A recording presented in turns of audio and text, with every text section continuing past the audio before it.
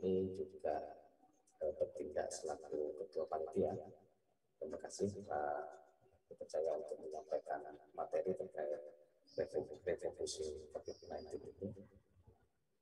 Dan juga para hadirin sekalian yang saya hormati dan saya cintai, ini banyak sekali mungkin sejawat-sejawat dari daerah yang apa namanya itu sudah saya kenal lama gitu ya. Terus ada Prof. Asnawi mungkin 2 atau 3 tahun yang lalu ya saya ketemu Prof. Asnawi di Aceh. Ya, senang sekali Bapak Ibu sekalian.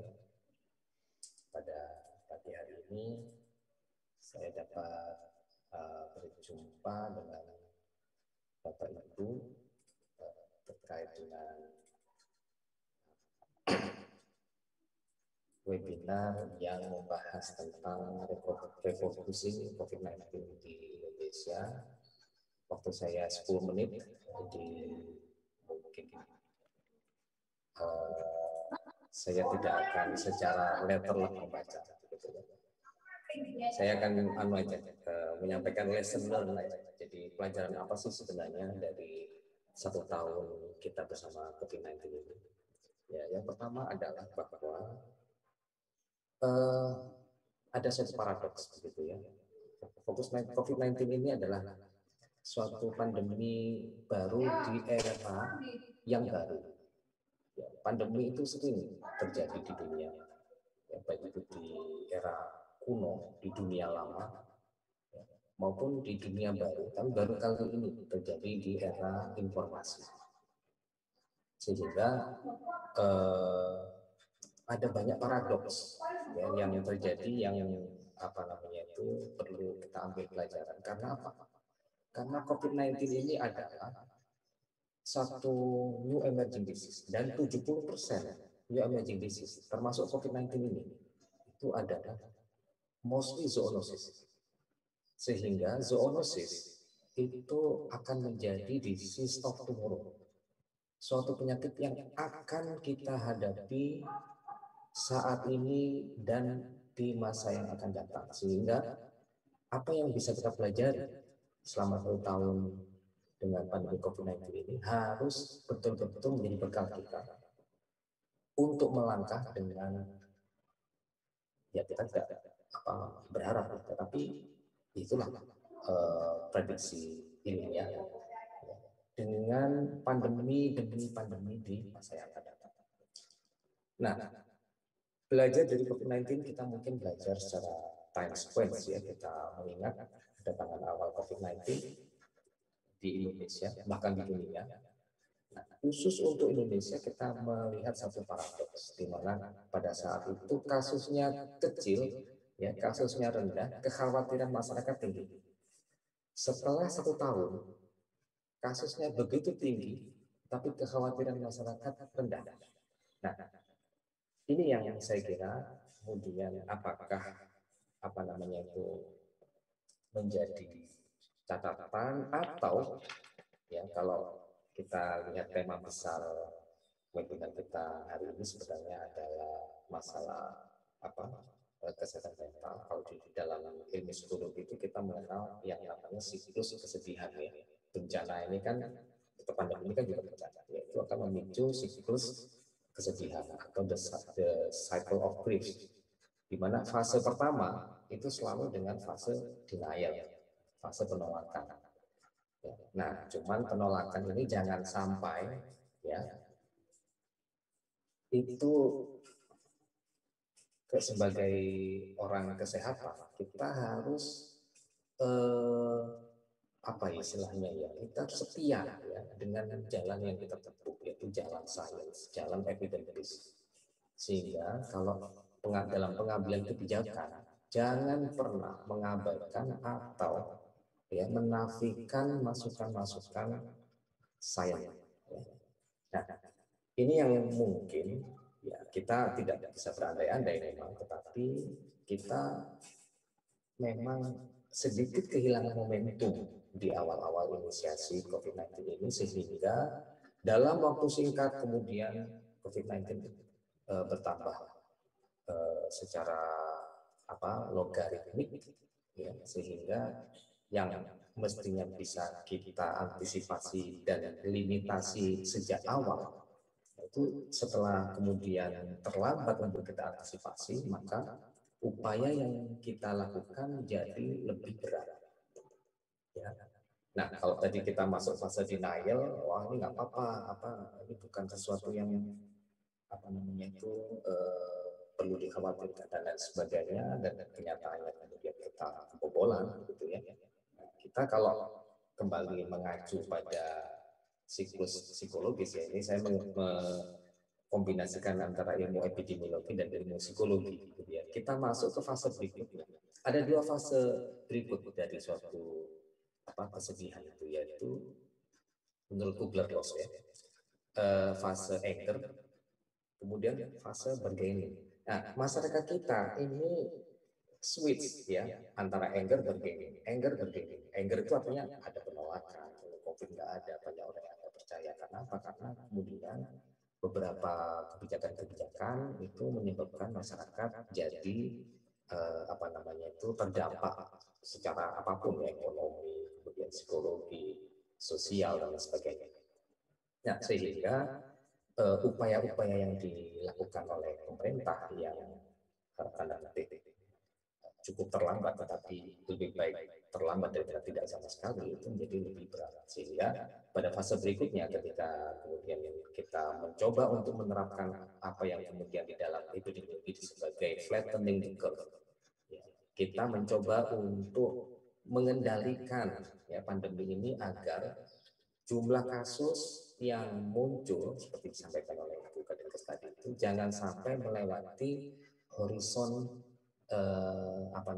kapasitas pelayanan medis kita. Nah, itu pun sebenarnya yang dilakukan di Indonesia ini juga tidak evidence based begitu ya. Banyak uh, banyak kompromi-kompromi dengan yang lain-lain ya, termasuk dengan ekonomi dan sebagainya, sehingga ya kita mengenal banyak istilah-istilah yang muncul ya, PSBB, PSBN, isolasi mikro kecil, sekarang ini PMKK dan lain sebagainya, yang memang secara undang-undang itu ada payung hukumnya, tetapi sebenarnya payung hukum ini adalah sebenarnya hanya untuk menjustifikasi bahwa upaya itu boleh dan perlu dilakukan. Tapi apakah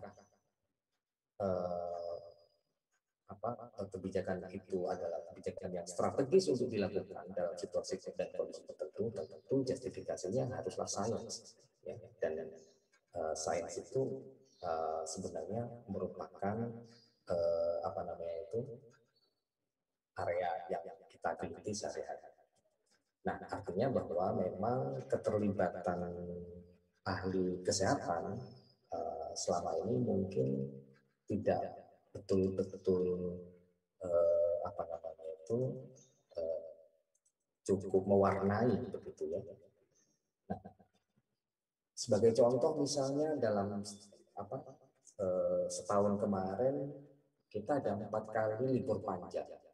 Nah, dampak dari libur panjang dengan kebijakan yang tidak terlalu tegas itu adalah selalu berakhir dengan lonjakan kasus setiap 2 minggu pasca libur panjang itu. Nah, ini salah satu contoh ya bagaimana bahwa kompromi-kompromi itu sebenarnya pada akhirnya kalau dalam bahasa Jawa ya ingin irit tapi orok-orok begitu ya. Jadi kita ingin kompromi tapi ini masalahnya penyakitnya tidak mau kompromi.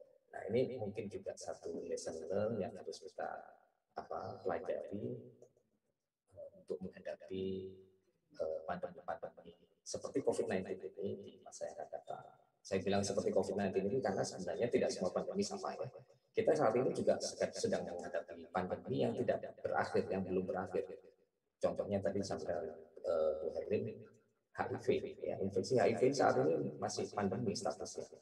Ya, cuman memang karakternya berbeda dengan COVID-19 ini, sehingga seperti yang saya sampaikan tadi bahwa untuk menghadapi pandemi dengan karakter seperti COVID-19 ini, tentunya kita harus belajar dari apa yang terjadi selama setahun terakhir ini. Ya. Nah, ini adalah beberapa upaya pemerintah ya, termasuk tadi itu selain flattening the curve juga dihilir tadi itu ya, menyediakan fasilitas kesehatan untuk bisa melayani semua penderita yang terutama dalam kondisi yang severe. Tapi bagaimana dengan kondisi di hulu di masyarakat? Nah, ini yang saya kira memang tadi juga ada pertanyaan dari audiens terkait dengan kendornya 3M. Ini saya kira juga perlu kita refocusing lagi karena dengan adanya sekarang ini kasus menurun, begitu kan, masyarakat merasa ini sudah menuju apa berakhir begitu. Padahal di negara-negara yang lain dalam minggu-minggu ini kita mendengar bahwa Prancis lockdown lagi, India lockdown lagi. Nah ini saya kira memang menjadi satu hal yang relevan ketika kita kembali mengingatkan masyarakat untuk mematuhi itu 3M. Ya ini dengan berbagai macam alasan kenapa orang tidak patuh ya, nanti saya lewati aja. Salah satunya tentu adalah karena proses atau masalah-masalah psikologis, begitu ya. Dan itu menjadi alasan sekaligus menjadi dampak dari adanya pandemi ini. Sehingga 2 hari yang lalu saya bilang ke teman-teman di KPC PEN, Komisi Pemberantasan COVID-19 di pusat, bahwa saat ini kita menghadapi apa yang disebut sebagai pandemic fatigue, ya. Jadi kelelahan karena akibat pandemi, baik itu kelelahan fisik maupun psikis. Sehingga tahap yang terakhir gitu ya, tahap vaksinasi ini dianggap sebagai satu angin segar. Ya memang betul ini angin segar, tapi pertanyaannya adalah, saya lewati aja, apakah betul vaksinasi ini menjadi suatu endgame yang akan mengakhiri pandemi ini? Nah, kita ketahui bahwa pandemi ini akan berakhir bila herd immunity akan tercapai, dan herd immunity itu sangat tergantung pada R0 yang ada saat ini. Jadi kalau R0-nya taruh kata COVID ini 3,8, itu artinya bahwa cakupan kekebalan atau herd immunity yang harus kita capai itu adalah minimal 70% dari penduduk Indonesia. Ya. Nah, di satu sisi tadi mungkin ada pertanyaan dari audiens bahwa itu masyarakat masih belum banyak yang bersedia untuk divaksin. Di sisi lain, ini adalah vaksin yang kita dalam sejarah yang proses penelitian hingga produksinya itu sangat cepat. Normalnya sebuah vaksin itu harus diriset selama 15 tahun. Ini dalam waktu 1 tahun sudah banyak yang kemudian digunakan. Ya, mungkin safety bisa kita lihat dari hasil clinical trial. Tetapi yang menjadi pertanyaan besar adalah setelah vaksinasi berapa lama kekebalan itu bisa ditimbulkan?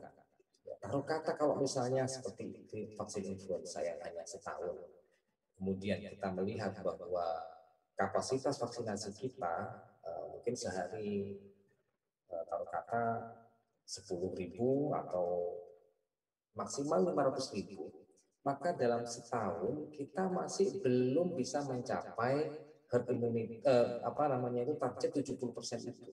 Yang artinya yang di satu sisi masih banyak orang yang belum divaksinasi, di sisi lain yang sudah divaksinasi kekebalannya sudah hilang. Nah ini yang kemudian menjadi pertanyaan. Ya. Kemudian ditambah lagi dengan banyaknya masyarakat yang masih menolak vaksin yang menjadi PR kita, sehingga pertanyaan yang berikutnya adalah apakah pandemi ini berakhir atau akan menjadi endemi. Nah, ya, jadi dengan kemudian banyaknya permasalahan tadi, misalnya lemahnya respon awal, kemudian penegakan hukum yang belum optimal sehingga masyarakat masih banyak melanggar, sehingga kebijakan atau partisipasi ini juga terpengaruh kebijakan, dan keempat adalah masih banyaknya berita-berita hoax yang beredar di kalangan masyarakat, maka dengan mengingat kembali bahwa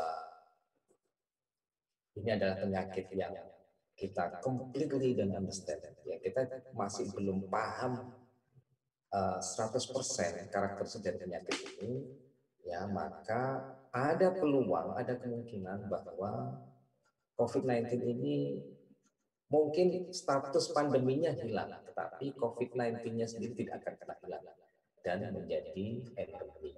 Ya, sehingga itu akan menambah ensiklopedi penyakit kita yang harus kita tangani di masa-masa yang akan datang, walaupun mungkin sifatnya sporadik dan apa namanya itu dengan skala dan severitas yang boleh jadi lebih rendah dibanding saat ini. Ya, tapi intinya adalah bahwa kita saat ini masih belum selesai. Ya, sehingga mengingatkan bahwa bulan Ramadan tahun yang lalu kita banyak yang kemudian cukup sulit ya ibadah di masjid karena ada PSBB, pembatasan kerumunan dan lain sebagainya. Di saat kasus harian masih 400 sampai 500, ya, tetapi Ramadan tahun ini di mana sudah tidak ada PSBB, pembatasannya hanya mungkin secara berskala mikro, padahal kasus perharinya 4.000 sampai 5.000, jadi 10 kali lipat dibanding dengan Ramadan yang lalu. Saya kira mungkin memang betul kita harus kembali fokus ya untuk itu menyadari bahwa COVID-19 ini masih ada. Tapi we are in this together and we will get through this together. Itu katanya Antonio Guterres ya, bukan kata saya. Mungkin itu saja dari saya, Bu Moderator. Terima kasih atas waktunya. Mungkin lebih dari 10 menit. Mohon maaf atas perhatiannya para audiens. Saya ucapkan terima kasih. Assalamualaikum warahmatullahi wabarakatuh.